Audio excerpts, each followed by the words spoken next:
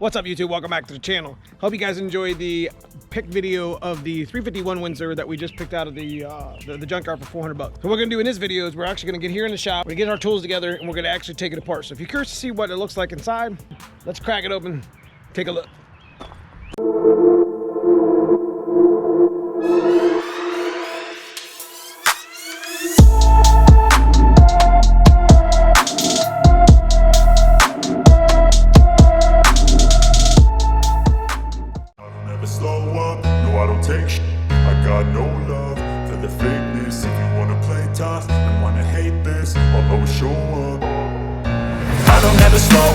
No, I don't take sh**.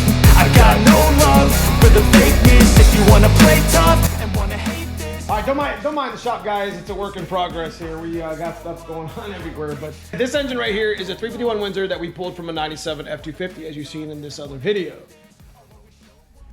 We're not going to be using, since this is going to be going in a Fox body possibly, we're not going to be using most of this. Like, all we really want is the short block. So what we're going to actually end up doing in this video, and I'm going to time lapse it, is we're going to get these front accessories off, these manifolds, the upper intake, whatever. And we're going to actually physically start taking this motor apart, take a peek inside. Plans for this engine that I'm yet to reveal on the channel. It's not your average budget rebuild. I think you guys are going to really enjoy it. So I'll stop the time lapse here and there. We're going to get this engine apart, take a look at the bores and the cylinders and stuff like that, and we'll see if there's anything inside the block. Let's get started.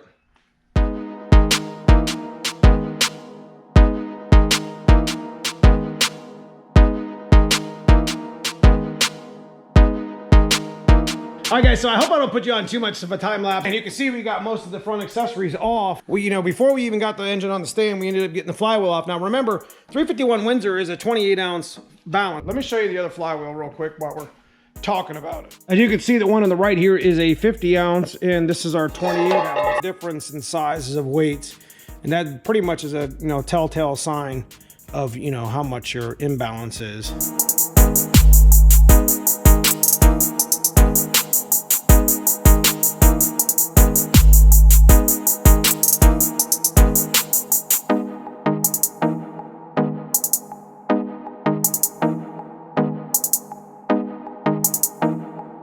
All right, so we kind of got a little bit ahead of ourselves. We got down to the point to where it's, this is where I kind of want to start. What I did notice that I thought was cool, these are big ports.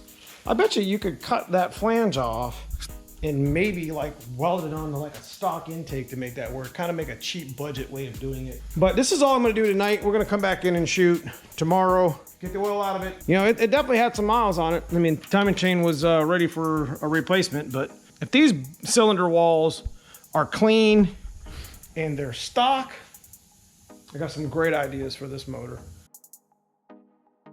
All right, guys, welcome back to day 2. So we got most of this block tore down. It's not terrible. I didn't end up getting any frozen bolts in here. This is like an area that normally is a problem on all blocks, 302, 351, where the bolt gets in there and it gets seized from the antifreeze, from all the years of antifreeze. But we're gonna get this thing tore down the rest of the way. I'm really curious to see what the bore looks like, because that'll kind of lead me into where we're gonna go with next on this block. Put you back on a time lapse. Day 2, we're gonna start right out the bat, getting the lower intake off, getting the valve covers off, getting all the rockers and everything, throw them in the bag, clean up some of my mess, and get into the short block.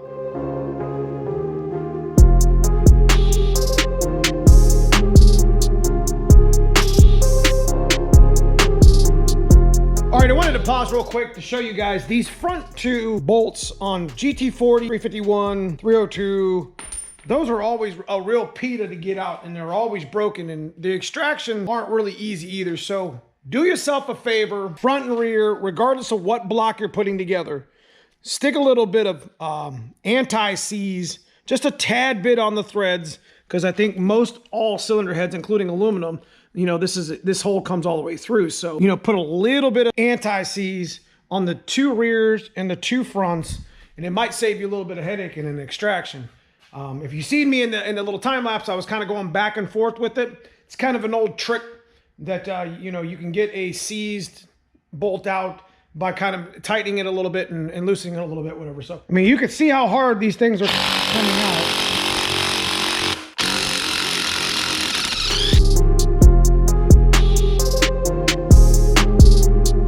This is an actual actual roller block. And this is what it means by roller for those guys that don't know. Two 7/16 bolts that holds the retainer in, and there's these little spider clips, dog bone clips, whatever, that keeps it intact. Now in the older 351s, they don't have that. So they're not a traditional roller cam.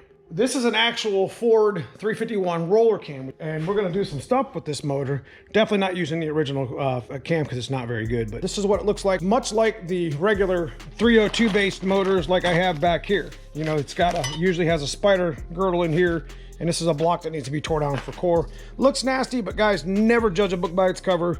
This has very, very good cylinders as far as a rehone. And you never know. I put together As Bad, and that was in Dad's car and Project Hot Wheels, and you guys seen what I did with that. But I just wanted to point out this is what the roller looks like. If it doesn't look like this underneath the intake, then it's not a roller 351. So usually 94 and up, like I said, come with the roller blocks. Wow, this is actually a very good sign when you pull the valve cover off and it looks like this. They only said it had 130,000 miles on it.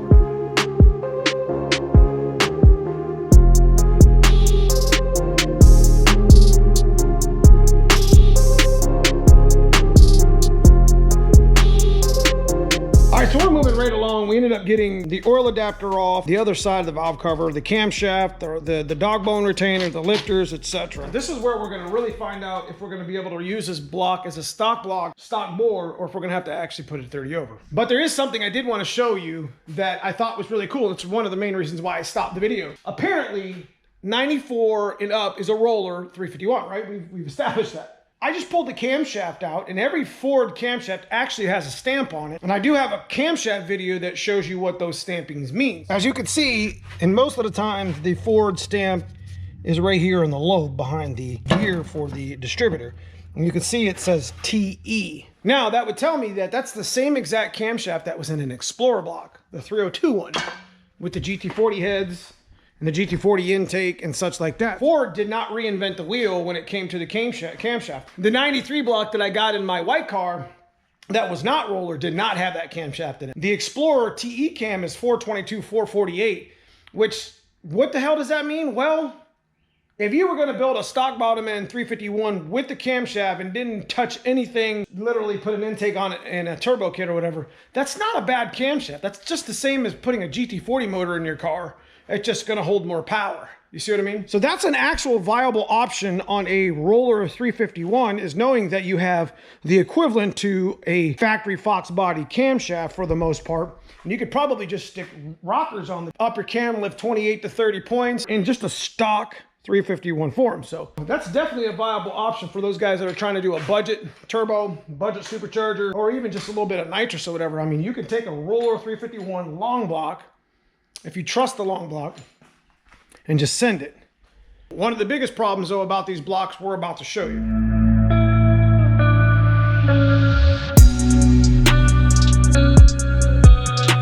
All right, so we got the cylinder head off. Looks in pretty good shape. Oh, wow. Well, that's absolutely perfect. They weren't lying about that block being a really good runner. Look at that. All right, so that's a really good sign to know that the short block on this motor literally has no lip. So that gives me a lot of options here, or at least another option to build. One of the major problems with the 351 motor in boost and higher horsepower or nitrous or whatever is these cast pistons aren't strong at all for the most part. Hell, even Hyper Eutectic's in better condition than these, but these are the cheapest and the easiest to make. If anything was to be replaced in the stock bottom end 351 or a 351 build of any sort, it's putting a different piston in it. But we're going to talk about that towards the end once I get the whole block apart. So we'll check the other cylinder on the other side, and then I'll just flip it over and we'll start taking it the rest of the way apart.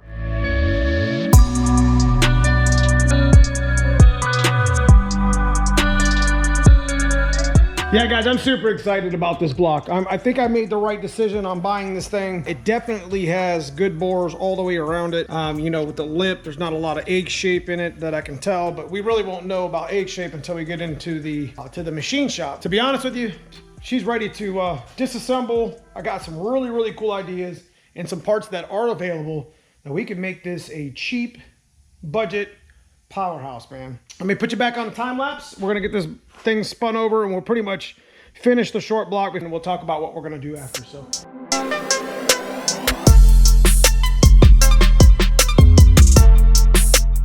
I think this motor has actually been rebuilt. If you actually take a look at this oil pump, got an M63 number, which I'm pretty sure it's a milling number. Factory 351s didn't come with a aftermarket milling pump. I'm pretty sure that would have a Ford stamp on it.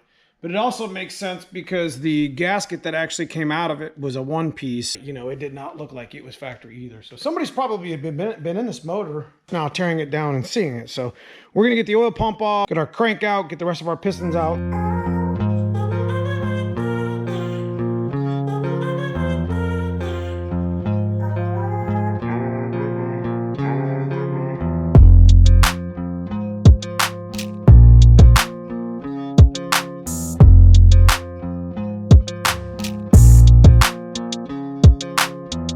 So we're finally getting down to pretty much the last piece that we got to pull, the crankshaft. And you can see how the 351 Windsor gets its strength from. I mean, you can see how thick these main caps are compared to like a 302. You can see how small they are. Why a 351 would be rated quite a bit more at the crank, and the fact that the webbing in the block itself is got more material, and it's a better overall small block Ford all the way around. Getting it into the Fox body is a little bit of a different feat, because it requires, you know, a number of changes. You know, I did a video on it. You want to check that out, 302 to 351 differences. And there's a ton of comments that people joined in to make sure that I got everything and all the information in that. Guys, I'm going to get this crankshaft off real quick. I am super impressed with how well and how clean these parts are. Not the actual dirtiness of it. That's not what I'm talking about. Somebody I think has been in this motor, because those rod bearings are absolutely perfect. And we're about to see what the mains look like.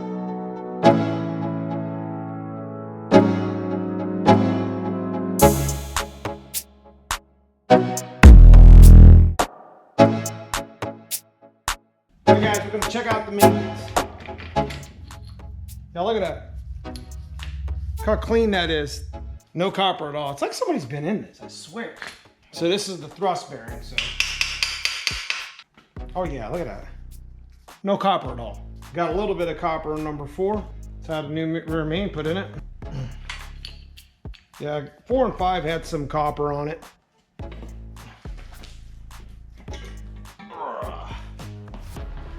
Yeah, I can't say enough how pleased I am. I mean, got a little bit of copper showing here and there. This motor probably was rebuilt at some point in its life. You know, it had different gaskets and it had oil pump in it. So anyways, I wanted to show you as well the football rods. I mean, these rods are in great shape. This is why they call them football rods. If you flip it over, see the rod bolt at the bottom? See them right here? Shaped like a football. So it's basically got their name from the rod bolt. That's why they call them football rods. But those are pretty much in every 351, pretty much in the 90s, and I don't even know when they started putting them in there, but I had them in my stock block, stock bottom end, or excuse me, my 351 stock bottom end that we did in the first time. If you, like I said, if you guys remember, these 351s take a beating, bro. I had my original 351 was a 357 with 30 over pistons that are sitting right there, if you can see them. And if you follow the channel, you remember I bent a rod on that several years ago, and that's what sparked us to do the 408. So, all right, so I told you guys what inclination of what I might do. This is what you guys all have been waiting for. This is what we are probably gonna do with this motor. We're fixing to get old school. A 351 Windsor block has the same bore size as a stock Fox piston. Just so happens I have an array of stock Fox pistons. What we probably will end up doing, and I got one half cleaned here, as you can see, fits nice and pretty in that bore. Look at that. So you're probably saying to yourself, well, what the hell are you doing with a Fox rod? That ain't gonna fit. This piston, this football rod, put on the piston, and a 385 crank aftermarket. If you guys know what I'm talking about, hit that comment below. But the 385 stroke crank is readily available and is not on back order. So that's exactly what we're gonna do to this. Put those pistons on those rods. We're gonna put an internally balanced aftermarket 385 crank, and we have a 387 stroker motor. So pretty much right now I'm at a blank canvas. For somebody who didn't have the option to do a stock bore or Fox body pistons, this is where you would probably have your crank mic'd. You probably would have it polished. You would probably definitely get rid of the cast pistons because those are junk. You would bore this block 30 over, do a 357, which is a 30 over 351, or at that point you can just take a good core block like this, have it bored with an assembly like a 408 or a 393, which is basically the same crank that we're about to buy, just 30 over. But remember, we're trying to keep this budget, so we decided to stick the Fox body pistons in with the original 351 rod and a cheap $300, $400 crank.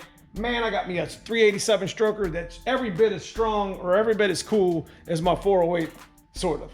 This is something I've been wanting to do, this engine, for a number of years, just to see if I could do it. So where are we at right now with the block?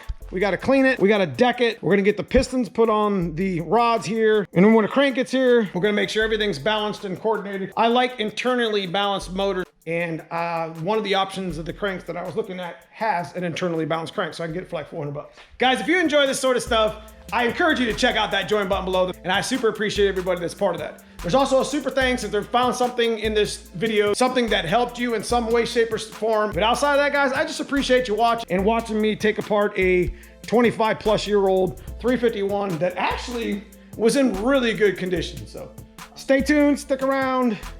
Thank you for watching. See you in the next video.